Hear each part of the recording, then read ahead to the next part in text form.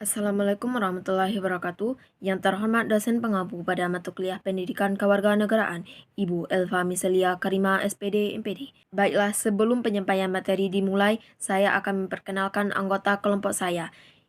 Dari kelompok 6, sesi 7-8 yang beranggotakan 9 orang. Yang pertama, Fatia Azara. Yang kedua, Maria Weni Gowasa. Yang ketiga, Muhammad Rizki. Yang keempat, Nurul Hidayah. Yang kelima, Ratu Anandia. Yang keenam, Rizkan Alif. Yang ketujuh, Susi Gusti Ayu. Yang kedelapan, saya sendiri, Wirma Izati. Dan yang kesembilan, Zola Maru. Selanjutnya, penyampaian materi dari rekan saya. Perkenalkan, nama saya Rizkan Alif dengan NIM 210181100. Dari kelompok 6, saya akan menjelaskan slide pertama dari kelompok saya, yaitu dinamika Pancasila sebagai ideologi negara. Seperti yang kita ketahui, dalam sejarah bangsa Indonesia, kita dapat melihat adanya pasang surut dalam pelaksanaan nilai-nilai Pancasila. Lalu ketahanan nasional Indonesia akan selalu menghadapi aneka tantangan dan ancaman yang dalam kurun waktu tertentu yang terus berubah. Lalu ketahanan nasional sebagai kondisi salah satu wajah dalam masyarakat akan selalu menunjukkan dinamika sesuai dengan keadaan atau suatu objektivitas yang ada di masyarakat kita. Lalu apa saja pengaruh dampak negatif dari perkembangan lingkungan, strategi yang disertai berubahnya persepsi dan hakikat ancaman terhadap eksistensi maupun kedaulatan bangsa? Itu tentu saja harus dicermati dan disikapi oleh bangsa Indonesia secara sungguh-sungguh. Dalam konteks membangun ketahanan nasional, aspek pertahanan, keamanan, maka penguasaan, pengembangan, dan pemanfaatan teknologi merupakan cara cerdas untuk mengantisipasi dan menghadapi ancaman militer maupun ancaman nir-militer. Assalamualaikum warahmatullahi wabarakatuh. Perkenalkan, nama saya Mawaski dengan NIM 2101886. Kedudukan Pancasila sebagai ideologi itu tinggi dan sangat kuat pada pemerintahan Presiden Soeharto. Nah, itu ditulis pada TAP MPR nomor 2 tahun 1978. Penyelenggaraan pendidikan Pancasila juga telah diedarkan di Surat Jenderal Pendidikan Tinggi tahun 2011 nomor 914 tertanggal 30 Juni tahun 2011. Pasal 2 menyebutkan bahwa perguruan tinggi itu berdasarkan dari Pancasila, Bhinneka Tunggal Ika, Negara Kesatuan Republik Indonesia, dan Undang-Undang Dasar tahun 1945. Pasal 35 ayat 3 itu berisi intinya adalah seperti mata pelajaran bahasa Indonesia, Pancasila, agama, dan juga pendidikan keluarga itu adalah wajib dan harus diserahkan setiap mata kuliah di perguruan tinggi dasar. Sekian dari saya, terima kasih. Assalamualaikum warahmatullahi wabarakatuh. Saya Nurul Hidayah dengan NIM 211290088 dari jurusan Pendidikan Guru Sekolah Dasar.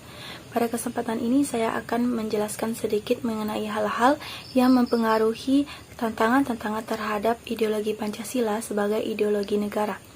Dalam hal ini kita akan membahas dua aspek, yakni yang pertama aspek eksternal dan yang kedua adalah aspek internal. Baiklah, yang pertama yakni aspek eksternal.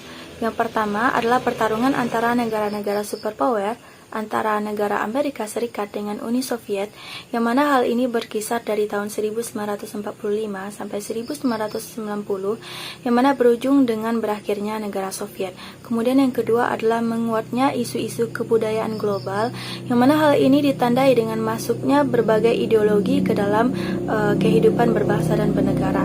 Kemudian yang ketiga adalah meningkatnya kebutuhan dunia sebagai akibat dari pertumbuhan penduduk dan kemajuan dari ideologi itu sendiri. Aspek selanjutnya adalah aspek internal. Aspek-aspek internal yang mempengaruhi tantangan Pancasila sebagai ideologi negara, yang pertama adalah pergantian rezim kekuasaan, yang mana pergantian rezim kekuasaan ini melahirkan kebijakan-kebijakan politik yang hanya berorientasi kepada kelompok atau partai, sehingga terabainya Pancasila. Kemudian yang kedua adalah penyalahgunaan kekuasaan seperti KKN, korupsi, sehingga mengakibatkan rendahnya kepercayaan masyarakat terhadap penguasa tersebut. Baiklah, demikianlah sedikit penjelasan dari saya mengenai aspek internal dan juga aspek eksternal yang mempengaruhi tantangan Pancasila dalam ideologi negara. Assalamualaikum warahmatullahi wabarakatuh. Saya Fatia Azahra dengan NIM 21129043, seksi 0678. Baiklah, saya akan mendeskripsikan tentang esensi dan urgensi ketahanan nasional dan bela negara. Yang pertama yaitu esensi dan urgensi ketahanan nasional. Esensi dari ketahanan nasional pada hakikatnya adalah kemampuan yang dimiliki bangsa dan negara dalam menghadapi segala bentuk ancaman yang dewasa ini. Spektrumnya semakin luas dan kompleks. Ketahanan nasional dibutuhkan dalam mendukung keberhasilan tugas pokok pemerintah, semacamnya tegaknya hukum, serta kedisiplinan terwujudnya kesejahteraan dan kemakmuran, terselenggaranya pertahanan serta keamanan, dan lain-lain. Yang kedua yaitu esensi dan urgensi bela negara.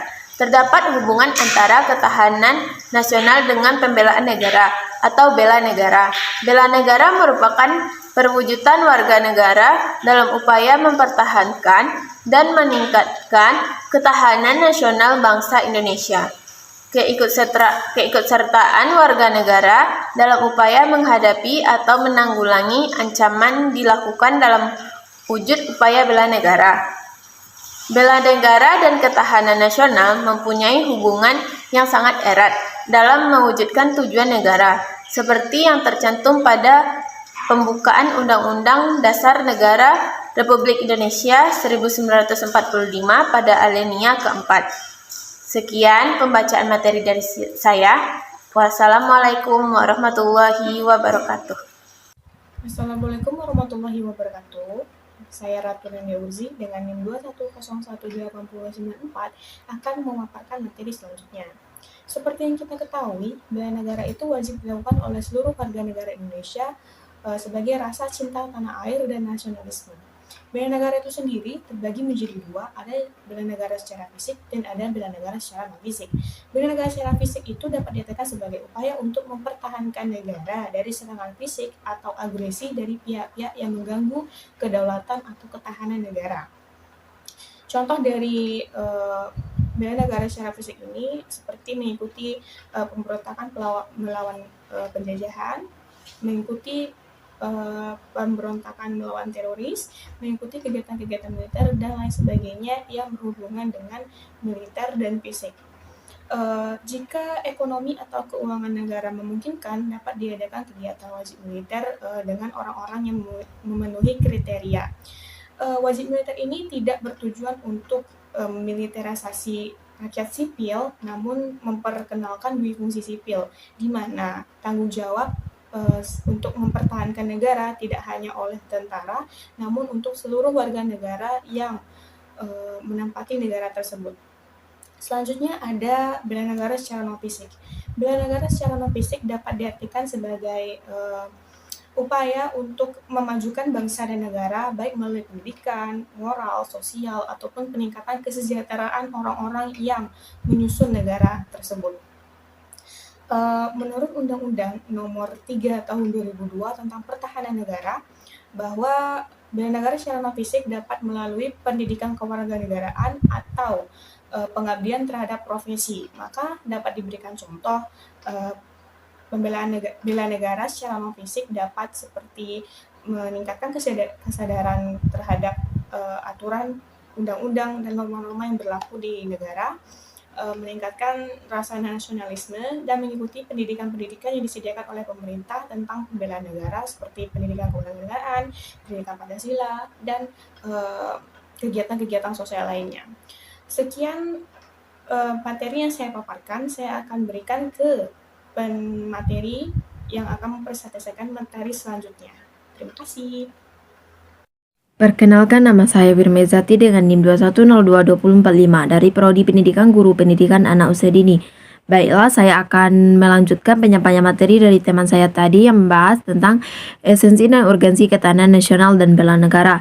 Esensi dan urgensi ketahanan nasional terdiri dari 3 aspek kehidupan yang bisa disebut dengan Trigatra, yang terdiri dari yang pertama, gatra letak dan kedudukan geografis, yang kedua, gatra keadaan dan kekayaan alam, yang ketiga, gatra keadaan dan kemampuan penduduk. Dan juga esensi dan urgensi ketahanan nasional terdiri dari 5 aspek kehidupan sosial yang bisa disebut dengan pancagatra, yang terdiri dari yang pertama gatra ideologi, yang kedua gatra politik, yang ketiga gatra ekonomi, yang keempat gatra sosial dan budaya, dan yang terakhir yang kelima yaitu gatra pertahanan dan keamanan. Mungkin itu saja penyampaian materi dari saya. Saya ucapkan terima kasih.